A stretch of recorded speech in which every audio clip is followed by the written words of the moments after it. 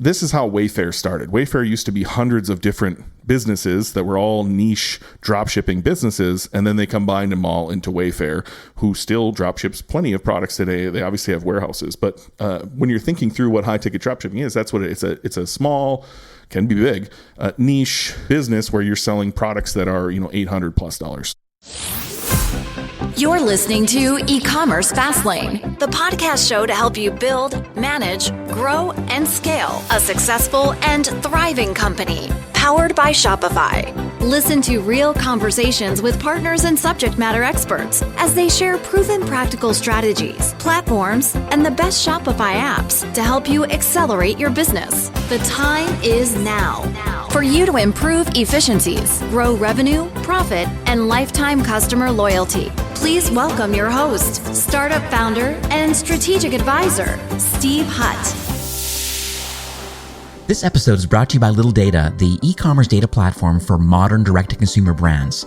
Little Data has been bringing server-side tracking to Shopify stores since 2017, and their focus has always been on helping brands to get accurate data automatically. Stores like Rothy's and Athletic Brewing use Little Data to capture first-party data and send it to the tools they already use, like Google Analytics, Segment, and Facebook ads, plus connected data warehouses and reporting dashboards. The first thing merchants notice after installing Little Data is their Google Analytics data is now accurate and 100% complete, from marketing channels through to one-off orders and repeat purchases. Their e-commerce data platform hums in the background of your store, sending waves of information like events, purchases, subscriptions, lifetime value, and more, so you can make data-driven decisions with data that you can 100% completely trust. It's honestly a breath of fresh air for brands who have been working with bad data and confusing analytics, or trying to build segments and look like audiences without having the right data to power them. Now, Little Data is a no-code solution, and they now have a 30-day free trial on all of their plans. They also offer free data consultations with their analytics experts. So make sure you check them out today at littledata.io. Well, hey there, my name is Steve Hutt. I'm Senior Merchant Success Manager here at Shopify, and welcome back to the 5th season of eCommerce Fastlane. Whether this is your first time listening or you're a weekly subscriber, I do seriously appreciate the fact that you're taking time today and listening to the show. I know there's plenty of podcast choices out there in e-commerce and direct-to-consumer marketing, and just the fact they're here today means the world to me, and I know it definitely does to another podcaster who is my featured guest today. If this is your first time listening, this is an e-commerce show. We have honest and transparent conversations about building and thriving with your store powered by Shopify or Shopify Plus. Now, if you're an ambitious lifelong learner, which you likely are since you're here today, you're definitely in the right place. Now, new episodes, they're available twice weekly, and they're available from all your favorite podcast apps like Apple Podcast, Spotify, Google Podcasts, and more. We're also now streaming live on Amazon Music and on YouTube, so it's pretty cool. So you can check us out there when you have a moment. I also highly recommend, to get the full value of today's episode, that you click through from your podcast app, whatever one you're using, and you can go and check out the show notes at ecommercefastlane.com. And there you'll find the show transcript, links, resources, all the craziness, all the fun things you need to know and learn about, and just have a resource there. Also, make sure that you listen through to today's episode to the end, because we talked in the green room before recording, and there is a very special offer for listeners only. My guest today is Ben Knegendorf, who is the co-founder of a company called, as an education brand, and the company is called Dropship Breakthru. And what they do is they produce content that helps you start your first e-commerce business in 30 days or less. Now, I know there's a lot of online training and YouTube channels and different things that are out there that are educating people. It's very unique of what Ben and his co-founder do in their online course. They've done lots of other online courses in dropshipping, and they have decided that a lot of them didn't work or was a very poor customer experience and wasn't really building a brand. And so it's very, very unique what Ben and his co-founder have done together. So let's jump in and learn more about Dropship Breakthru. So hi, Ben. Welcome to eCommerce Fastlane. Hey, thanks for having me. My pleasure. So let's talk on a high level first. Hopefully I didn't butcher at the top of the show, but let's talk about Dropship Breakthru. Like what unique problems are you solving, at least from an education and from an e-commerce perspective? Yeah, I think drop shipping gets a bad rap, right? I would assume there's some people like, oh boy, here's another drop shipper. And oftentimes it's, some guru standing next to their rented Lambo telling you how they, flipped a bunch of stuff over the last month, turn and burn their store. And so first off, drop shipping gets a bad rap. That is not what I'm here to talk about today. I come from the world of high ticket drop shipping, where you're building a real brand. You're selling real products that people listening to this have definitely heard of before, not some widget made in China from AliExpress. And so that's what we do. We teach that method of e-commerce, and I've personally had quite a bit of success doing that method. And so that's why we teach it. And John and I both came from other courses, like you said, and we didn't feel like they really lived up to what we thought needed to exist in the marketplace. So they definitely helped us get started, which I think is honestly the easy part. I hope we can give that away on today's show. Here's how you can get started. It's it's a simple business model, but the execution can be harder, and how you actually grow a business is where you actually really cut your teeth, on the marketing. And so we wanted to show some of the ways that we've grown businesses into the 8 figures. Lovely. So let's talk about that origin story then, because I think it's always interesting to me, like how people lead their way up to, in this particular case, now actually having an online course and training, and you're eating your own dog food. I've gone to the website too, and I've seen a lot of the reviews and things, and a lot of successful students who have just done the work. I mean, that's the end of the day. They have to do the work, but there has to be the education component about, well, how do I get from A to Z, and what sort of things do I need to do? And so let's talk about how all of these pieces came together. Now you have this amazing training. I just would love to hear that story. Yeah, I mean, it's kind of a unique story. When I first started thinking about doing anything online, I was working at a Walmart distribution center. So I was either driving yard truck or throwing boxes on a conveyor belt or unloading trailers or throwing, big non-conveyable boxes onto pallets or dog food, God forbid, dog food. That day was not a fun day. Imagine how much dog food they sell, and you have to like pick one at a time and stack your pallet, right? Just going down this aisle of hundreds of yes. Yep. Anyway, so I was working there, and the goal there of this building, it's like a 20-year-old building. So anybody who started on first shift, they've never left, because it's kind of the holy grail. You're working 4 10-hour shifts. You're on first shift. I'm heavily air quoting over here. You've made it. And so 7 years in is when I finally made it to first shift. That's when I could transfer there. I had enough time built up to get there, to the worst job on first shift, of course. And when I walked in, everyone was dead inside. They all looked extremely unhappy. It's very early in the morning.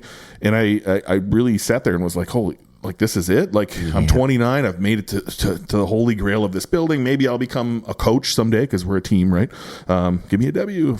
Anyone listening who worked there, they'll know what I'm talking about. And so I remember taking a note, and I went in the bathroom, and I took a little break at like 5:55 in the morning. I have this note on my website, and I just said, I must begin setting goals and formulating a plan for the future.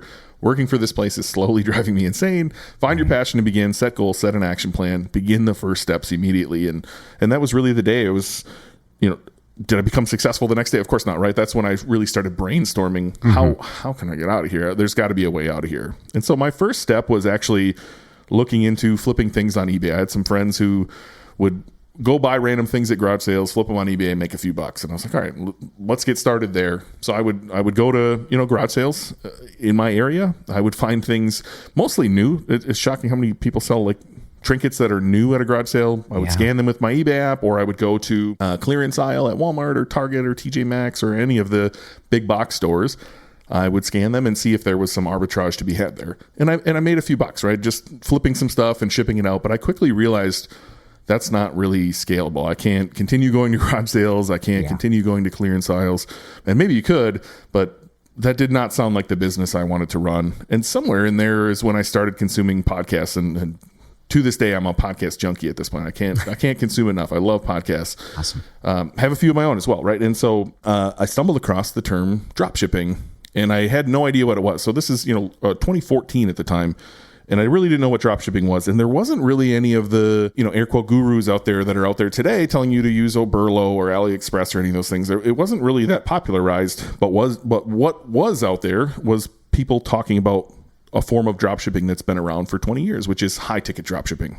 So to give you some reference, this is how Wayfair started. Wayfair used to be hundreds of different businesses that were all niche dropshipping businesses, and then they combined them all into Wayfair, who still dropships plenty of products today. They obviously have warehouses, but when you're thinking through what high ticket dropshipping is, that's what it's a small, can be big, niche business where you're selling products that are, $800+. So when I heard this, it made sense to me of like, okay, I'm building a real business. I'm going to build a real audience. I'm selling products people are actually looking for.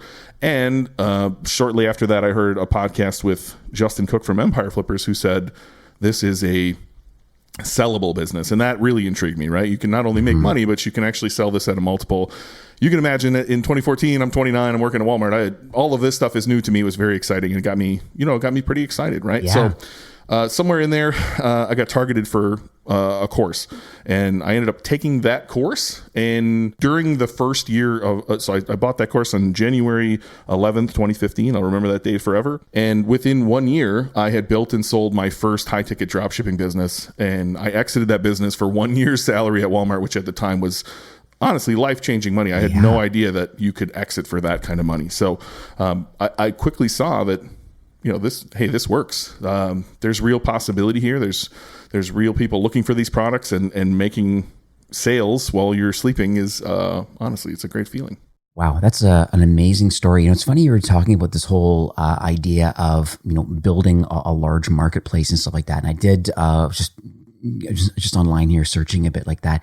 It's so interesting from a niche perspective, how people are building high ticket dropship websites right now. And I'm sure it's part of your training. I know we're going to dig into some specifics on it, but I'm at a standing desk exactly right now at the moment. And I went and I just did a quick search about, best, standing desks and just trying to see what's up there. It's so interesting. So this one went to startstanding.org, for example, was this one website I'm going to right now, and a lot of resources and a lot of interesting things about, and a lot of education component around a niche of like the work from home. So a very pandemic fueled kind of very interesting market, still hot market, still to this day. And so interesting because in there, they're showing a lot of different standing desks and things, and then, and how they review them, and then links to them, and guarantee that because they're not the manufacturer, they're more of an education brand around home office and home office products, standing desks being one of them. Here they are linking to them directly from within their site. I'm not sure if you can buy directly from within site or if they're linking to Amazon or where they're going, but maybe can you talk a bit about the different types of high ticket drop shipping is available? Like, is this a Shopify store with you importing products? How do you build these relationships? Or is this truly like a content play and just links out to other places? Yeah, I'll give you a few resources there. I think if you scrolled a little bit farther, you'll find one of the companies I was a part of not too long ago on a page ranking for best standing desk of 2022. So that business is standingdesknation.com. So my former business partner, Brian Angel, and I worked together on that business, really worked hard on the SEO. That is a very hard category. I'll tell you that right now. There's a lot of people there. And so, yeah, you scroll a little farther, you'll find that, or just go to standingdesknation.com if you want a really good example of what a high ticket dropshipping business looks like. And I'm happy to get into the details of how that works. I'm literally happy to give the entire business model away if you want to. I'd love to give you a little more of my story, just how we got to the course, if that's something you're interested in. Absolutely. Yes, please do. So, taking it back, I built and sold that business in less than a year while still working at Walmart. I went down to 2 days a week. I was going to quit, and they were like, "Hey, how would you like to work 2 days a week and keep your insurance?" Which insurance seemed like a big deal at the time. Maybe not. You're in Canada, so but definitely an American thing, right? To worry about that. I was at a conference, and two gentlemen presenting on Amazon FBA took a shining to me and somehow convinced me to take some of that money and basically invested in their business they were starting. Long story short, that was not that was not a great partnership. We did exit for $350,000 or something like that. So I learned a lot, but man, was that a bad partnership. I pushed hard on my podcast, right? So I was telling people my story. I was affiliate marketing that first course. Through that led me to doing some coaching. And I got on a call with a friend of mine to do a little mastermind. And the two other gentlemen who were supposed to be on that call did not show up. So him and I were just riffing on his business. And he had taken the approach of, let's just sell one product. And so he was just selling one single high ticket product, which it can work. But this is kind of where our methodology was grown out of wait a minute, maybe you should target one person. So I asked him, I said, who is this one person who's buying this product from me. He was selling composting toilets. And it turned out it was a lot of tiny home people. And I said, well, why don't you sell everything that's in a tiny home? And by the end of the call, apparently he liked my idea so much, he literally gave me half his business. And that's when we went in and shifted this to a tiny house website, selling everything you would find inside a tiny house. There's a lot of high ticket products inside of there that aren't just the composting toilet. And we were able to scale that business quite hard. And he bought me out of that business, which was a great day. My wife and I were $40,000 in consumer debt when I started this journey. And that day, I was able to pay off the debt. But with the good comes the bad. Literally within a couple of days, my wife asked for a divorce. So it was kind of back to square one. But as the universe does, it provides, right? So there was this high, got out of debt. Wife said, hey, this new lifestyle's not for me. You're working too much. She went on her way. And then shortly after that is when I had an old client reach out. So I had coached two gentlemen who live in Wisconsin, which kept us pretty close. I coached them to $250,000 in their first 3 months. We remained friends for the next 9. And shortly after my wife asked for divorce, they reached out and they were like, hey, how would you like to just come on board on this company? And that turned out to be the company where I really learned a lot. This is where I dove deep into SEO. This is where I really cut my teeth on Google Ads. And we were able to take that business from $1 million in its first year to $11 million 2 years later. I was able to exit that business right before COVID, which is probably not the best time to exit, right before everything exploded. But it was a personal 7-figure victory for me. So, through all of those experiences, I learned that this business model is relatively simple. And I'm sure we can break that down right after this. But it's still a business, right? You still have to do the work.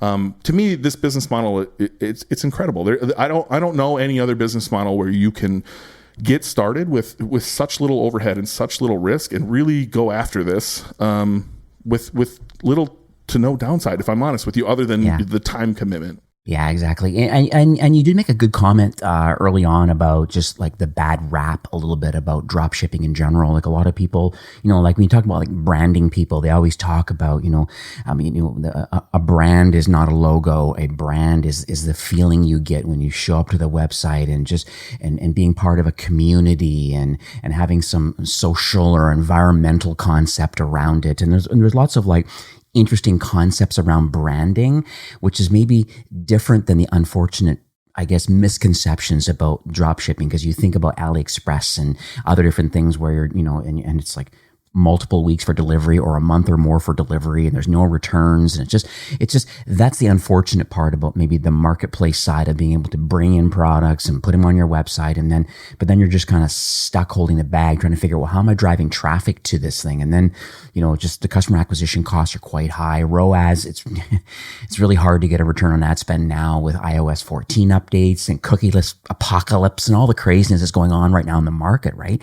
So I'd love to hear from your perspective, since you've gone through all of this journey, you know what it's like to actually find and execute. Obviously the Standing Desk Nation is a really great example. That'll be in the show notes. But let's talk about like these misconceptions of drop shipping, and let's talk about why people should get involved in this sort of business model online.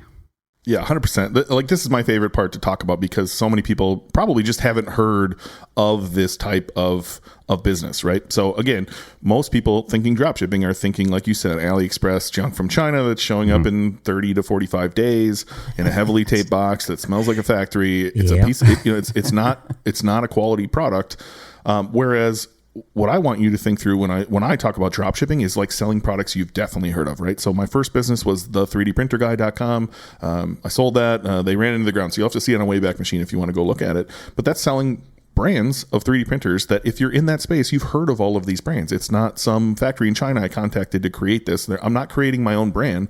What I'm doing is creating a resource online for 3D printer lovers to come to and consume information and get answers that they're not going to get on Amazon.com or any other place that they, the big places where they're going to go shop. There's no customer service person who can answer their questions. There's no content on Amazon.com about, the different types of 3D printing machines, the different types of extruders, the different types of plastic that you're going to need. And so that, to me, is a better way to do things. Sell products people are already looking for, which leads to, you having demand capture rather than demand generation. So when you have your own brand, you're on Facebook and you have to interrupt someone who's looking at grandma's dinner or what their friends did this weekend and say, hey, check out this widget. I know you want to buy it. Or, go have an influencer talk about it, which, that method's getting a little old lately, at least on how many people are influencers. And so rather than stop someone in their tracks and try to get them interested in your product, you already know these people are interested, and you can use Google Shopping or Google AdWords to get in, or SEO, which is my favorite, to get in front of people who are already looking for these products. They're already searching brand names and products names. They're already searching product types and looking, like you did, looking for best standing desk, right? And you're able to get in front of them. And the other reason I love this method is I just want to talk like financially here, right? So if I'll use round numbers. If you wanted to make $30,000 selling a $30 product, you'd have to sell 1,000 items a month. Now, if you want to do that in high ticket drop shipping, you could sell 10 $3,000 items. So you tell me, like, how many employees do you need to ship 1,000 orders or customer service for 1,000 orders versus 10? How many damages and returns are you likely to get on 1,000 orders versus 10?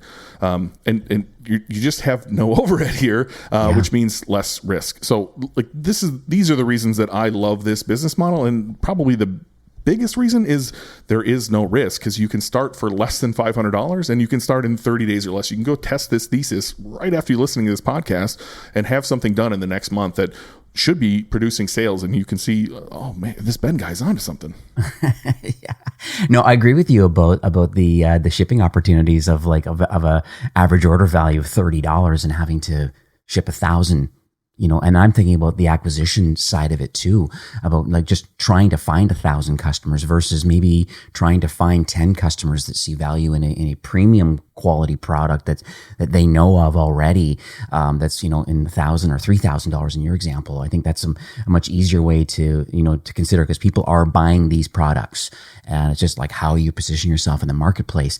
So I think a lot of people listening today would definitely agree with you on that, having less employees and less returns and less overhead, less risk, like all those things. I totally agree with you on that. So what do you believe are some of the early steps to kind of get started in this particular type of drop shipping? Yeah. So the first thing you're going to want to do is think through what to sell, right? So most of the times, if you do this, I'm positive you can go on Google and there's other folks out there with huge giant lists. I wouldn't recommend that. In fact, we've done a podcast on this, literally going through product by product and explaining why 237 niches you should choose from are bad ideas, right? I want you to use your brain. And personally, I have a little different take than John does. I think you should do something you are into. Business is, I don't want to say it's hard, but it's a grind every single day, and there's ups and downs and there's problems to solve. And if you're building something around which you have a genuine interest, waking up every day and thinking about it, or laying in bed thinking about it, or consuming content about it, or writing content about it, or actually, getting the products at a wholesale cost so you can use them and create content about it, is going to be much, much easier than if you're selling something you don't really understand. So my first business was 3D printers, and I didn't really know anything, which is fine. I had to learn marketing. I had to learn a lot. I had to learn Shopify, honestly. I had to learn some code. I had to learn a lot of things back then. Yeah. But I didn't really have a genuine interest. Whereas future businesses, I did. And that really made it easier to understand the person behind the screen. So a lot of times in marketing, we're always looking at numbers, and how do I make this number go up or make this number go down, right? AOV or LTV. The reality is every single one of those numbers is someone sitting behind their phone or sitting behind their computer, raising their hand saying, I'm very interested in what you're selling. Please help me solve my problem. And so when I was in a market that I genuinely cared about, it was very easy to talk to that person because I was that person in the past or currently. And I understood their lingo. I understood how they wanted to be treated. I understood the problems they wanted to solve. And so being able to create that content and answer those questions was very, very simple. And so I recommend just open up Apple Notes on your phone and walk around. I call this the touch point test. I'm sure you've heard it elsewhere before. Just everything you see that is $800, even bigger. If you can go higher, great. Anything above $1,000, just make a little note, right? And you'll probably stumble across quite a few things that shock you that they're in that price range, or that you have. Think about your hobbies, think about what's in your home. Worst case scenario, go to Wayfair and just look in their drop-down menus. Every single one of those ideas fits this criteria, or nearly every single one, right? So I would try to differentiate yourself a little bit from what you see on Wayfair and really think through how can I find not necessarily a product, but a market, a human to serve, where I can create real value in this marketplace. That's where I would start. Today's episode is brought to you by Little Data, the e-commerce data platform for modern direct-to-consumer brands. Little Data makes it easy to get accurate sales, marketing, and customer data in the tools you already use, like Google Analytics and the new GA4. But doesn't stop there. They also power audience building and better retargeting with LTV data and subscription integrations like Recharge and Smarter. See how other brands are crushing it by using Little Data and get yourself a free trial 30 days by visiting littledata.io. Just thinking out loud too, because I think, we have to be creative here. And so I'm interested right now in electric bicycles.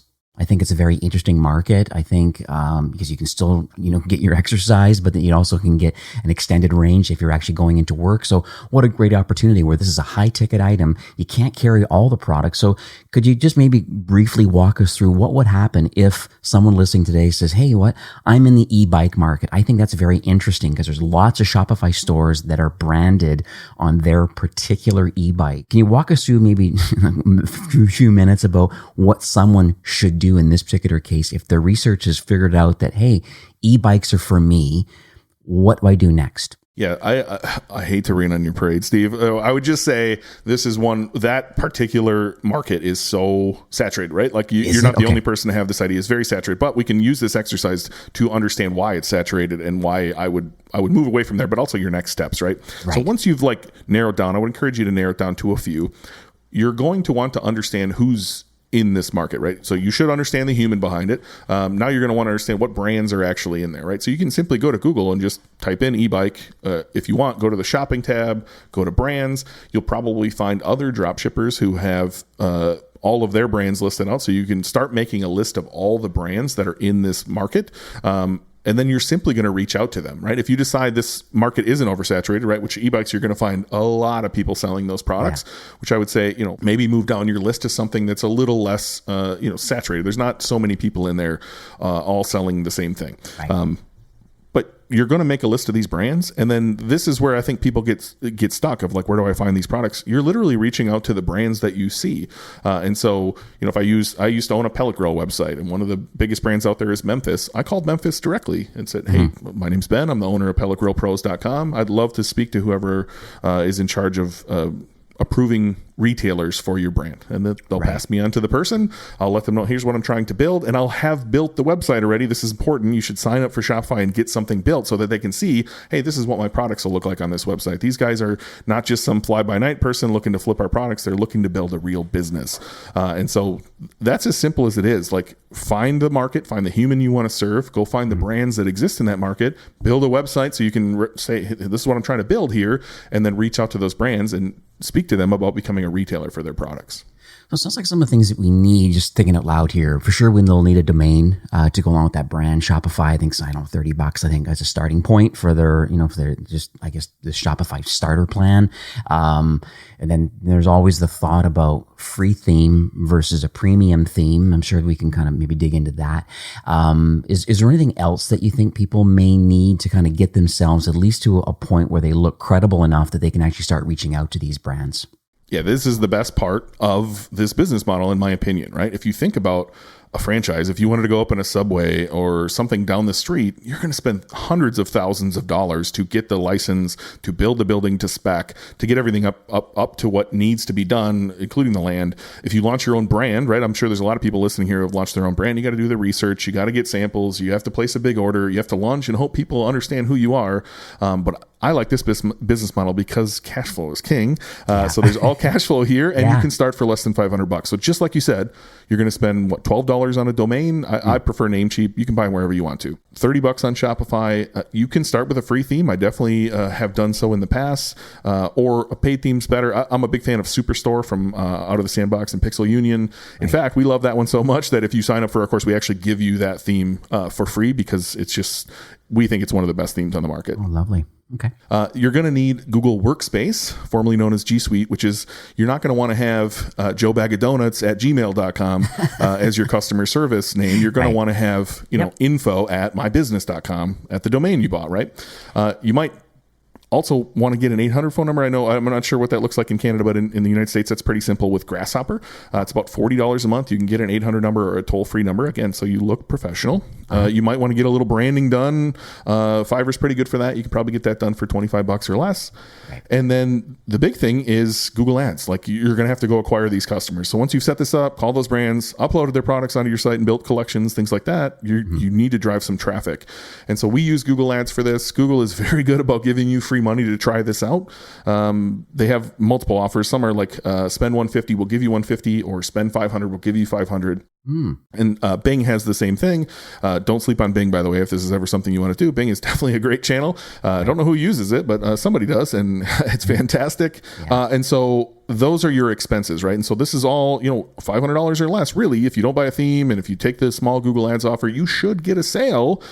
If you set up your shopping ads the right way, don't use Performance Max, don't use Smart Shopping. Those don't work for higher ticket items.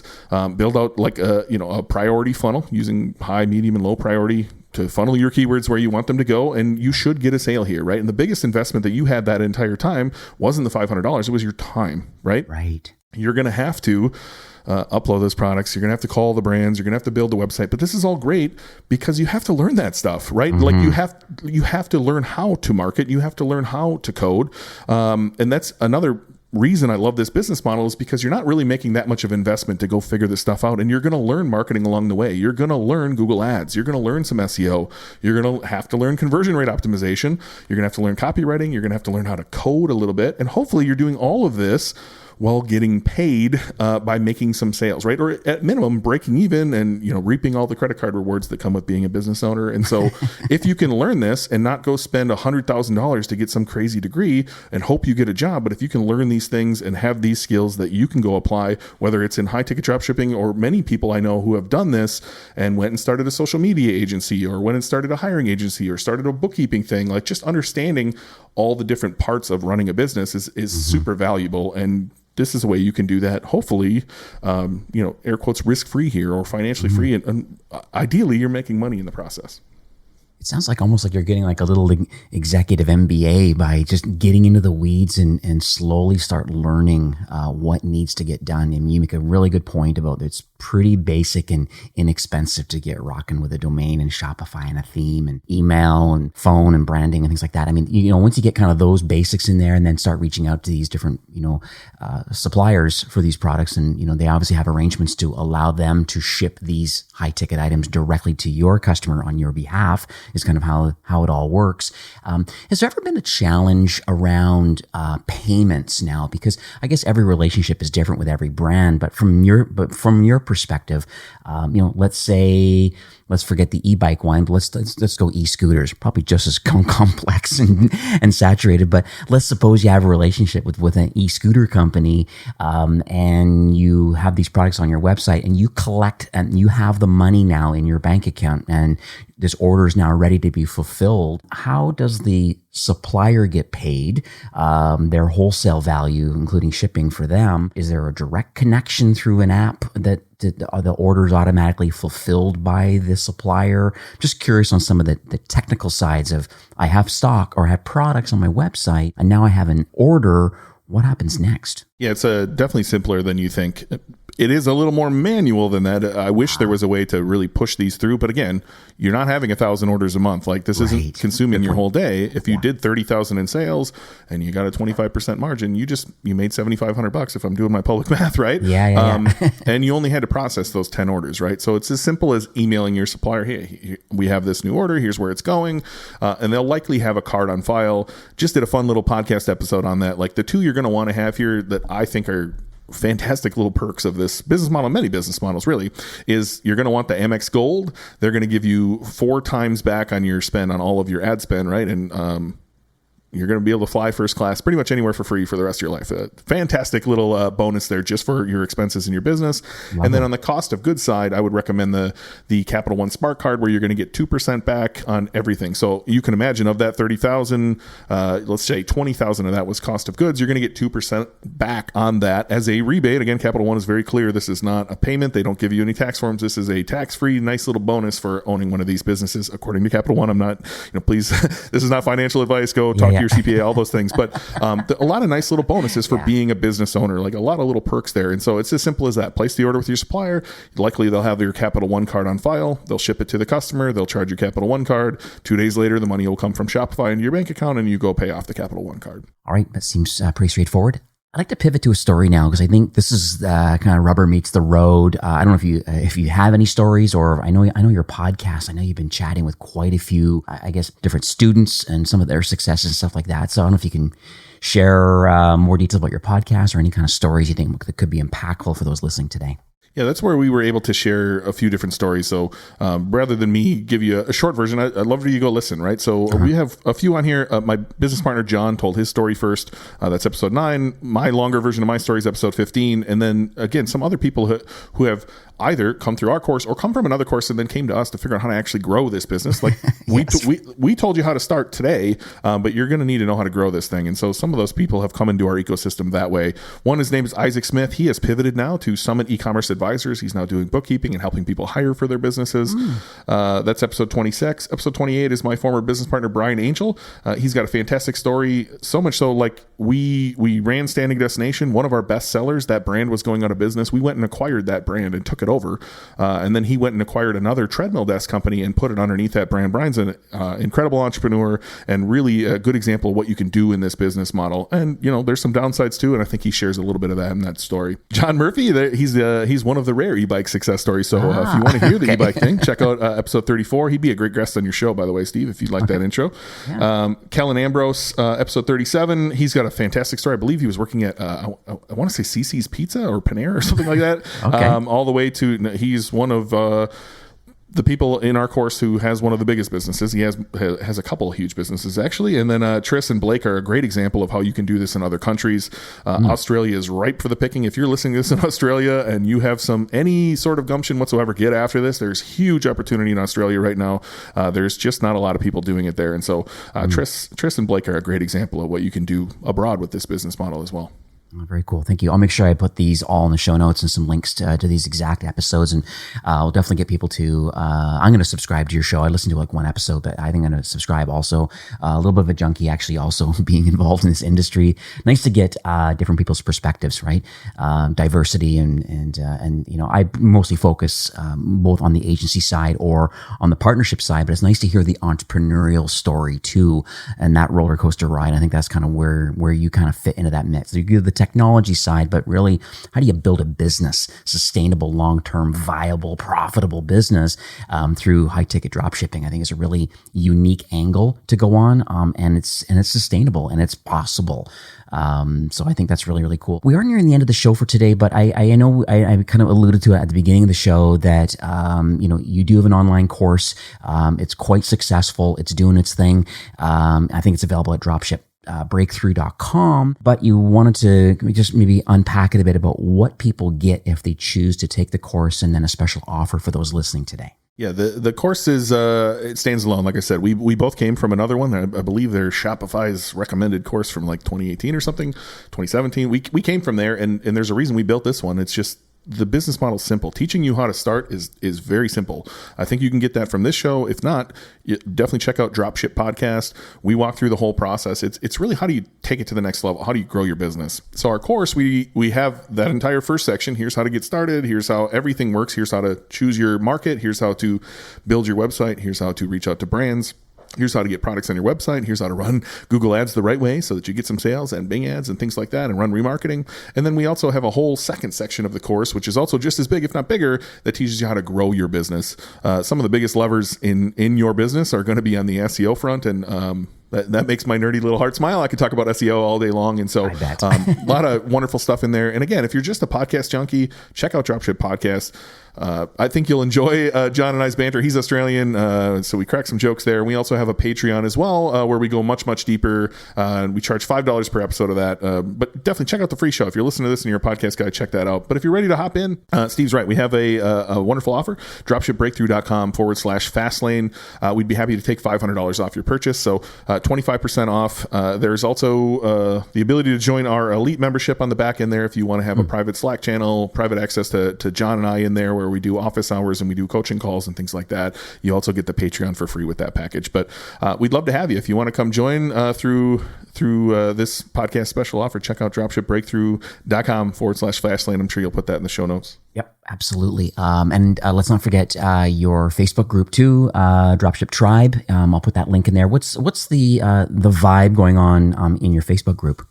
Yeah, so it's a lot of folks who are getting started and they're curious. Hey, who's actually been successful? I think there's just too many gurus out there, right? So a lot of people come in. First off, they come in not really understanding high ticket dropshipping, so that allows us to introduce them to what we talked about today.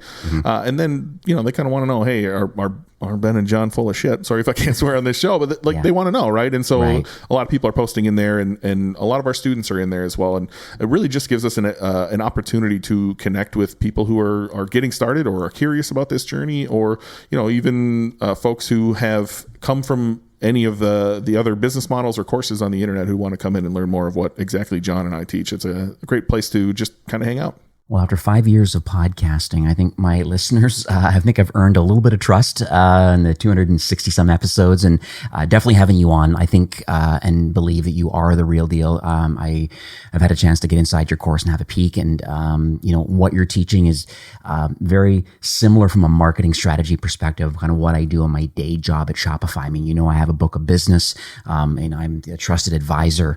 I really help improve efficiencies and profitably grow revenue and build lifetime loyalty is kind of what, in product adoption, these sorts of things, from the Shopify world. When I see your different sections of your course and what you're training, it really is like an EMBA of commerce. But the angle is different, meaning that, hey, instead of shipping 1,000 widgets, it's now 10 at $3,000 a piece. And I think it's a whole different angle, but there's a lots of education and marketing around all of that. It's not just the basics. We get all those set up, the table stakes, but then after that, what are the next steps to grow and scale this business? And like you said, the SEO side of it, understanding the ad side of it, the attribution of everything is so interesting. There's so many ways of getting out there. TikTok is hot right now. And there's things that can be done to build a business.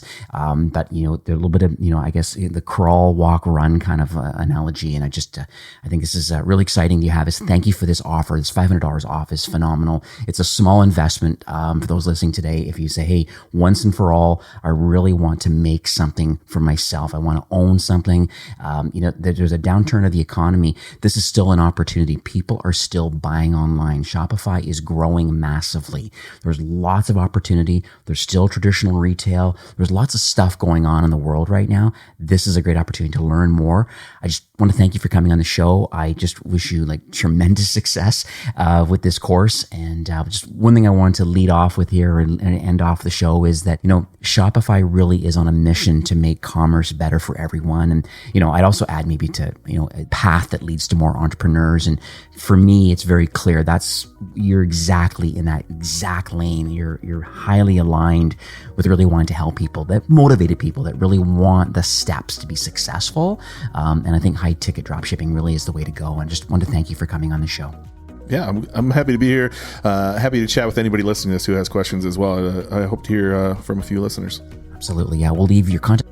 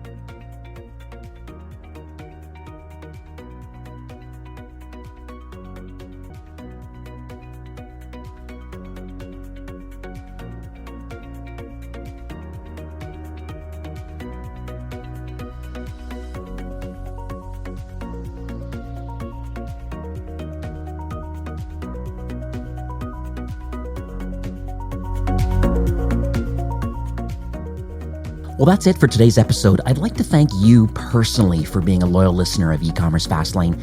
It's my hope that this podcast is offering you a ton of value through growth strategies, tactics, and exclusive insider tips on the best Shopify apps and marketing platforms, all with my personal goal to help you build, manage, grow, and scale a successful and thriving company powered by Shopify. Thanks for investing some time today and listening to the show. I'm so proud and excited that you have a growth mindset and are a constant learner. I truly appreciate you and your entrepreneurial journey. Enjoy the rest of the week and keep thriving with Shopify.